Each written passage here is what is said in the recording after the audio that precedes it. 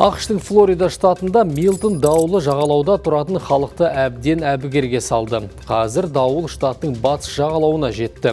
Милтон Флоридаға жеткенге дейін біршама бәсеңдеп, ең қауіпті 5-ші санаттан 4-шіге, содан кейін 3-ші санатқа жел жылдамдығы 208 км/сағатқа ауыстырылды.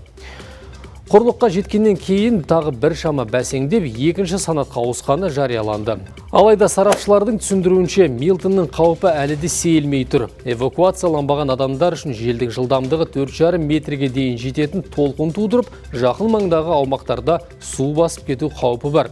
Сондай-ақ ол теңіз жағасынан алыс жерлерде де су тасқынын тудыратын күшті нөсерге себеп болуы мүмкін. Мамандар тарапынан ғасыр дауылы деп бағаланған Милтонның кесірінен 5,5 миллионнан астам адам үйлерін тастап кетуге мәжбүр болуы мүмкін деген болжам айтылған. Бұл Флорида тарихындағы ең үлкен эвакуация. ақш президенті Джо Байден арнайы үндеу жасап, Милтон 100 жылдағы ең жойқын дауыл болуы ықтимал деп ескертті. Ол Германия мен Анголаға жоспарланған сапарларын кейінге қалдырды. Штаттағы 3-ші қала Тампа Бейдің мэрі Джей Каста эвакуацияға келіспей, үйінде қалғандарды өлім күтіп тұр деген мәлімдеме жасады.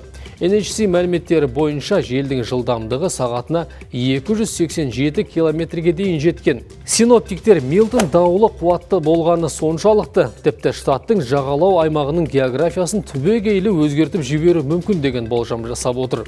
Мамандар Флориданың батысындағы жағажайдың 95%-ін су басады деп ескертті.